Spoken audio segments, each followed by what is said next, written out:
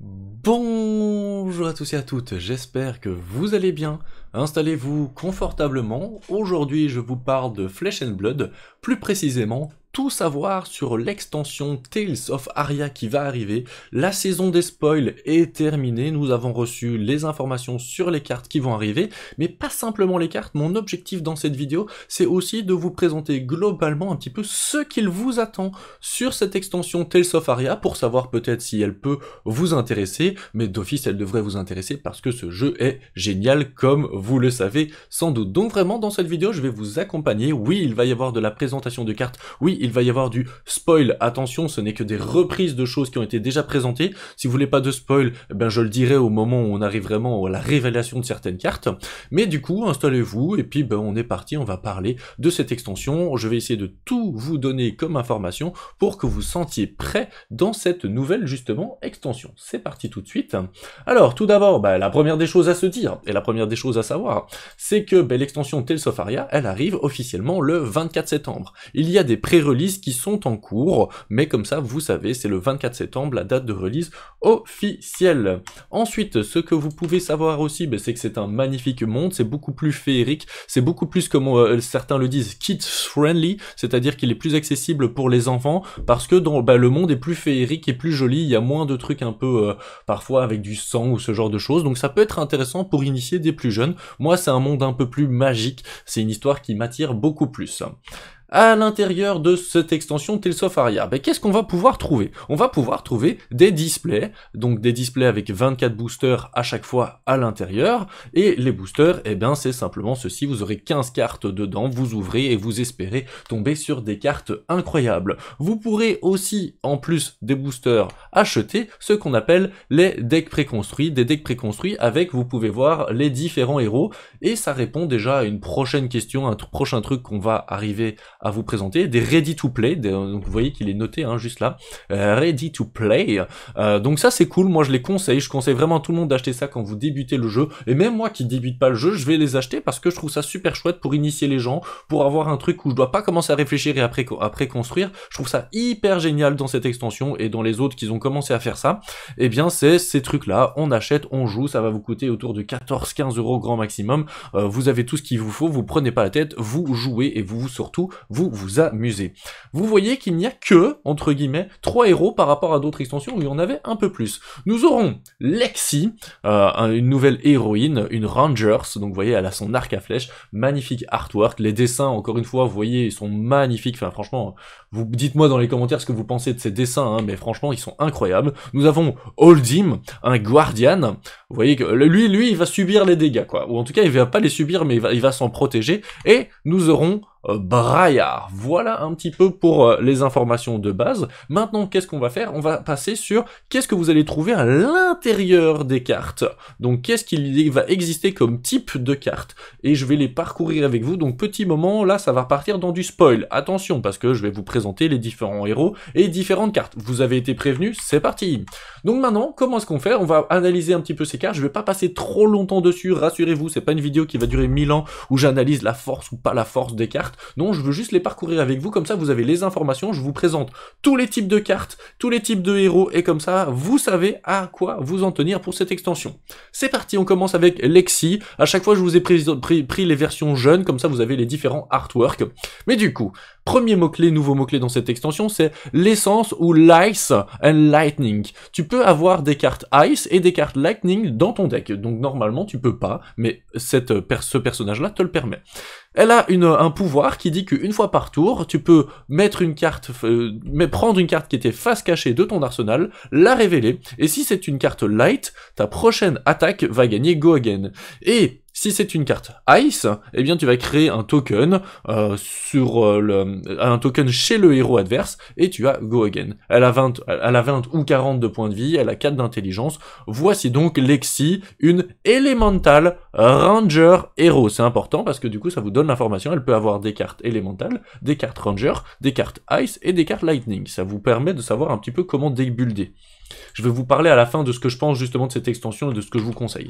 Son arme basique, c'est Shiver, donc c'est once per turn, je l'aime pas mal, c'est un Elemental Ranger Weapon,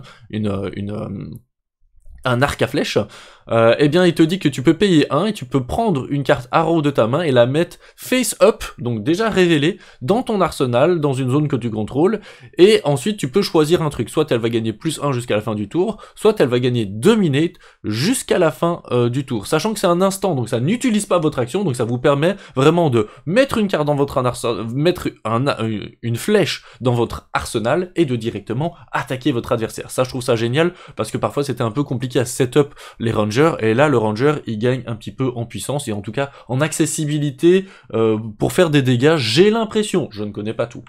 On va aller prendre justement une petite carte à chaque fois de chaque héros pour justement en parler, vous les présenter un petit peu.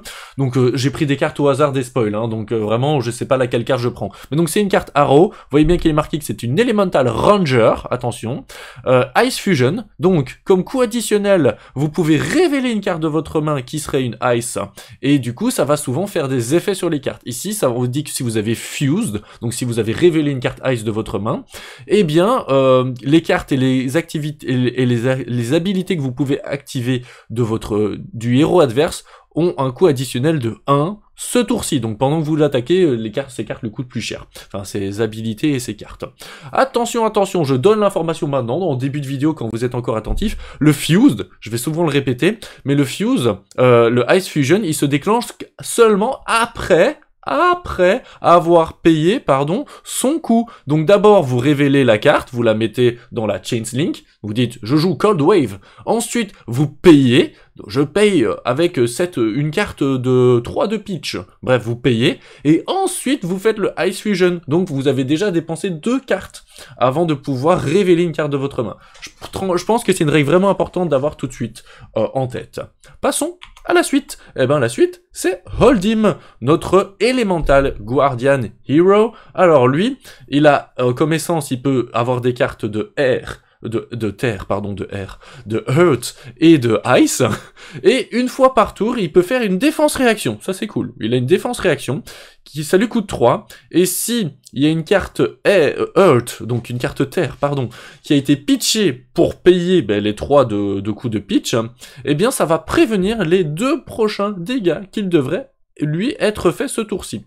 Et si c'est une carte Ice qui a été pitchée de cette manière, eh bien le héros attaquant doit mettre une carte de sa main au top de son deck. J'aime beaucoup son pouvoir, c'est vraiment un gros tank et il va temporiser, et j'aime beaucoup cette idée, vraiment il m'intéresse et il m'attire pour ce côté-là.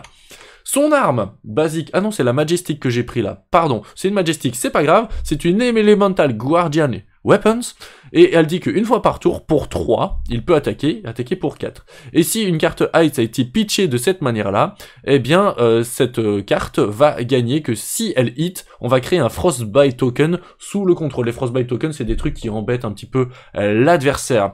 Ben voilà, vous avez une nouvelle arme pour l'Elemental Guardian Weapon. La suite, eh bien c'est une carte, pour vous montrer un petit peu comment ce que lui il se jouerait. Ice Fusion, donc vous avez compris que c'est vraiment le principe même dans cette extension, c'est tout ce qui est les fusions. Et ici, si cette carte a été fusée, elle gagnera Dominate, avec 10 d'attaque, elle coûte 6 quand même, hein, mais 10 d'attaque, je trouve ça pas mal, puis encore une fois, vous pouvez admirer les artworks, j'ai essayé de zoomer, j'ai vraiment essayé de vous faire un petit setup, j'espère que vous appréciez ce petit setup, ce petit moment qu'on passe ensemble, où je vous parcours les cartes, mais surtout je vous donne toutes les informations, comme ça, quand vous vous lancez dans Tales of Aria, vous vous posez pas 1000 questions, vous allez retrouver à chaque fois du Ice Fusion, du Fuse, du Dominate, donc les mots-clés, le type de carte, je vous les montre, comme ça vous savez tout, dites-moi ce que vous pensez de ceci en commentaire, j'espère que vous appréciez. Ensuite, on passe au héros suivant. Eh ben, c'est justement notre ami Briar. Alors, j'aurai un avis peut-être en fin de vidéo dessus. Donc du coup, il peut avoir des cartes Terre et des cartes Lightning. Et à chaque fois qu'une attaque action card que tu contrôles va faire des dégâts, eh bien, tu vas pouvoir créer un certain token. Et si c'est ta seconde non-attaque action card que tu joues chaque tour, va te permettre de créer des tokens un peu plus puissants. Voilà Briar. Mais ce qu'il faut surtout me remarquer, c'est un Elemental Runeblade. Ma réflexion, ma petite questionnement, je le cache absolument pas, c'est pourquoi dans cette extension-ci, nous avons un troisième Runeblade parmi tous ceux qui existaient déjà. Nous avons 3 Runeblade à présent, nous avons Lexi, nous avons Shane et nous avons maintenant Briar. On aurait tous, et tout le monde s'attendait à avoir quelqu'un d'autre, parce que on avait du coup maintenant, on a 2 Guardians, ça c'est ok, on a 2 Rangers, c'est ok, mais on a 3 Runeblade. Donc petit questionnement sur le fait qu'il y a un Runeblade supplémentaire. Dites-moi dans les commentaires peut-être que vous avez une information sur la réflexion, sur le lore de l'histoire. Il doit y avoir une réflexion derrière que je n'ai pas. Et son arme, vous voyez bien que c'est une arme Runeblade, donc c'est pas spécialement pour lui, elle peut être installée chez d'autres personnes, et once per turn, tu peux payer 1 pour attaquer, et à chaque fois que tu vas attaquer avec cette arme-là, si tu as joué une attack action card et une non-attack action card, tu vas faire 2 arcanes dommages au target héros. Moi je trouve ça peut être vachement fort, mais du coup ça peut aussi s'installer pour quelqu'un qui s'appelle Shane. Voilà, donc moi ma petite inquiétude, c'est un peu, tiens, il y a des nouvelles cartes Runeblade qui apparaissent, alors que Shane il était déjà bien loti, quoi. On n'avait peut-être pas besoin d'un supplémentaire. Donc maintenant vous avez vu les héros, les nouveaux héros, et on va avoir une carte de sa classe par exemple. Elemental, Runeblade Action, donc une Earth Fusion, et si elle est fusée, eh bien quand elle va faire des dégâts que tu contrôles, elle va gagner +1 un second combat chain. Donc si jamais tu as déjà fait des dégâts, eh bien les attaques que tu contrôles gagnent +1... si tu fais des dégâts, les attaques que tu contrôles vont gagner +1 cette combat chain, et à chaque fois que tu vas attaquer avec cette carte-là, et quand tu attaques avec Explosive Growth, tu vas faire un arcane dommage au target hero. Donc ouais, il va jouer avec des arcanes dommages sur une blade. Maintenant, on a fait du coup tous les héros avec une carte présentant leur classe. Maintenant, qu'est-ce que vous devez savoir d'autre dans l'extension? C'est que vous avez des cartes élémentales. Les cartes élémentales, vous pouvez les repérer avec ce dos-là, un petit peu, ce bord-là. Les cartes élémentales, je vais synthétiser grossièrement en disant que c'est les cartes génériques, mais pour les héros élémentales, parce que nous avons 3 héros élémentales, et tous les héros élémentales peuvent donc avoir les cartes élémentales. Avant, on avait des cartes génériques, ici, dans cette extension, nous avons des cartes élémentales qui sont un petit peu les génériques, mais spécifiques à cette extension. Et donc celle-ci, c'est une Earth Fusion, et elle dit que si elle est fusée, elle gagne +2, donc c'est une attaque. C'était pour vous montrer surtout le fait que c'est une carte élémentale. On en a d'autres cartes élémentales, avec une Ice Fusion, donc vous voyez vraiment c'est ça qui revient tout le temps, une attaque, et si elle est fusée, elle gagne, si elle est fused, si elle gagne Dominate si elle a été fused. On a aussi encore une Elemental Action, mais vous voyez que j'ai choisi à chaque fois des différentes avec une Lightning Fusion, comme ça vous avez vraiment découvert tout, puis comme ça vous voyez les beaux artworks, et si elle est fused, elle a Go Again. Comme ça vous avez vu, donc ça, les cartes élémentales, il va y en avoir dans tous les styles, et ça va être important à faire attention à comment vous allez débuilder par rapport aux fusions que vous pouvez faire, justement. En parlant de ça, maintenant on a vu les héros, on a vu les cartes élémentales qui sont un peu les génériques, voyons maintenant les cartes, je sais pas comment on les appelait, tiens, les cartes Earth, donc les cartes éléments, les cartes essence, ah oui voilà, c'était les essences, donc voilà, là c'est les cartes essence, donc nous avons la carte terre, les cartes terre, il y en a différentes, et celle-ci, comme co-additionnel, tu peux mettre une carte de ton arsenal en dessous de ton deck, et si tu le fais, tu pioches 3 cartes et t'as Go Again. Ouais, rien que ça. Mais donc ça, c'est les cartes terre, il faudra en mettre, parce que je vous rappelle que pour faire des fusions, il faudra parfois révéler des cartes terre de votre main. Attention, de votre main. On a du coup aussi parfois des attaques dans les cartes terre, c'est totalement possible, avec cette carte par exemple, Evergreen, qui dit que si elle est jouée de ton arsenal, tu peux mettre en dessous de ton deck, tu la mets en dessous de ton deck quand le combat chains close. Après les cartes terre, nous avons les cartes ice. Celle-ci te permettrait par exemple, de la target attaque que tu cibles va perdre, ne peut pas gagner Go Again, sauf si le héros paye 2. Ça c'est pas mal, et c'est un instant, donc voilà, c'est un blizzard, ça va ralentir. Je trouve que dans le style froid et ralentir l'adversaire, ça va très très bien ensemble. On a aussi des actions, potentiellement, avec celle-ci qui dit que la prochaine Ice ou Elemental Action que tu vas jouer ce tour-ci va gagner +3, et si elle est fusée, si elle fused, cette carte-là, elle va gagner Dominate, et tu as Go Again. Donc ça peut être une carte très intéressante. Donc on a vu les cartes glace, les cartes ice, et du coup il nous reste à voir les cartes Lightning. Celle-ci par exemple te ferait gagner One Action Point en instant, pour 0, tranquille. Rien que ça peut être vachement utile, je trouve, le blink, ou par exemple celle-ci qui te permet, eh bien, à chaque fois qu'une lightning ou une elemental action card qui devrait faire des dégâts, cette combat chains, eh bien, à la place, elle fait ce nombre de dégâts plus 1. Et ça, go again, intéressant, et comme ça, vous avez vu les différentes essences de cartes. Maintenant, qu'est-ce qu'on va voir? On va voir qu'ils ont quand même rajouté quelques cartes que je dirais qu'ils peuvent aller ailleurs. Parce que tout ce que je vous ai montré là actuellement, vous avez eu les héros. Eh ben, les héros, ils peuvent pas aller ailleurs. Enfin, ils peuvent pas aller ailleurs, c'est prévu pour cette extension-ci. Les cartes élémentales, c'est les cartes génériques, mais seulement pour cette extension-ci, donc vous pouvez pas les utiliser vraiment ailleurs. Les cartes Ice, les cartes Earth et les cartes Lightning, même chose, c'est seulement pour des héros qui vous le permettraient. Donc, à l'heure actuelle, à l'heure où j'enregistre cette vidéo et à l'heure de cette extension, il y a que les héros de cette extension-là qui peuvent mettre ces cartes.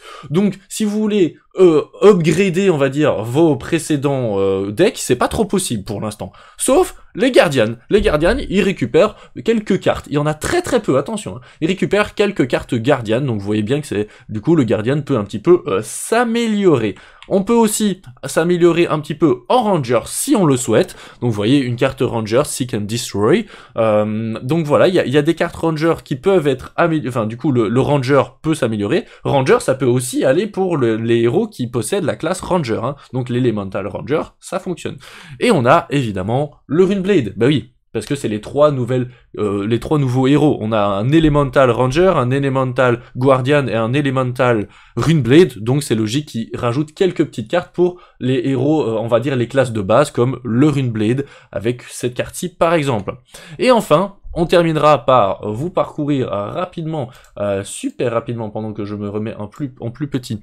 Ici, eh bien, vous voyez qu'il y a pas mal de cartes, donc je voulais vite fait les voir avec vous, et vous emmener un petit peu, donc allez voir sur le site si vous voulez voir toutes les cartes, parce que je les ai parcourues assez rapidement, justement, pour pas que la vidéo elle dure trop longtemps, mais vous avez vraiment tout vu. Vous avez vu les cartes, du coup, du premier héros Guardian, là on est sur les cartes de Lexi, notre Elemental Ranger, ensuite on va partir sur l'Elemental Runeblade, comme ça vous voyez un petit peu le nombre de cartes, et je trouve c'est important d'avoir ce genre d'idée. Vous avez les cartes élémentales qui, je le rappelle, sont pour moi un petit peu les génériques, il n'y en a pas tant que ça. Vous avez les Dual Element aussi qui apparaîtront, vous avez les cartes Terre, je vais essayer de faire les traductions françaises, vous avez les cartes glace, et vous avez les cartes lightning, c'est quoi, éclair, luminosité, je sais pas trop comment traduire ça. Et enfin, je veux absolument terminer par là-bas, donc ensuite, vous voyez que les cartes gardiennes, il y en a que très très peu des nouvelles, Ranger aussi très très peu des nouvelles, Runeblade très très peu, donc vous avez tous les types de cartes qui ont été parcourus, et les génériques, et je voulais terminer par ça, regardez-moi ça, il n'y a que ça de générique, c'est des génériques équipements. Et la générique ressource. Donc, en termes d'information, pour cette extension-ci, je vous conseille pas obligatoirement de l'acheter si vous souhaitez upgrader vos précédents packs, vos précédents decks, parce que, comme vous l'avez compris, dans cette extension-ci, c'est pas vraiment une extension upgrade, c'est vraiment comme ils le disent, ils appellent ça une extension standalone, mais Arcane Rising était aussi une extension standalone, mais il y avait plus de génériques qui permettait du coup de s'imbriquer à gauche à droite. Ici, on a vraiment le côté standalone, vraiment cette extension-ci, elle vit pour elle-même, elle vit toute seule avec elle-même. Je sais pas si c'était français et que vous aurez compris ce que je veux dire. Mais donc voilà, c'était un petit peu tout savoir sur cette extension. Petit rappel, petit résumé, mais donc elle arrive le 24 septembre, il y aura des boosters et des displays, il y aura des ready to play avec les 3 nouveaux héros qui ont été annoncés et les différents types de cartes que je vous ai présentés dans cette vidéo. Avec quelques spoils et quelques informations. Les grands nouveaux mots-clés sont la fusion, et cette fusion permettant de faire différentes choses. C'est essentiellement ça. Et l'autre mot-clé, en fait non, c'est pas un nouveau mot-clé, mais c'est le fait de devoir révéler des cartes qui correspondent à un certain type. Voilà, j'espère que cette vidéo vous aura plu. Merci de la liker, la commenter, la partager pour peut-être arriver à faire remonter ça à nos amis de Legend Story Studio pour que je puisse peut-être un jour devenir content creator, pourquoi pas, et avoir peut-être quelques exclusivités ou quelques possibilités de faire des choses avec eux. Sur ces belles paroles, je vous souhaite d'éliminer le héros adverse rapidement. Bisous, bye bye!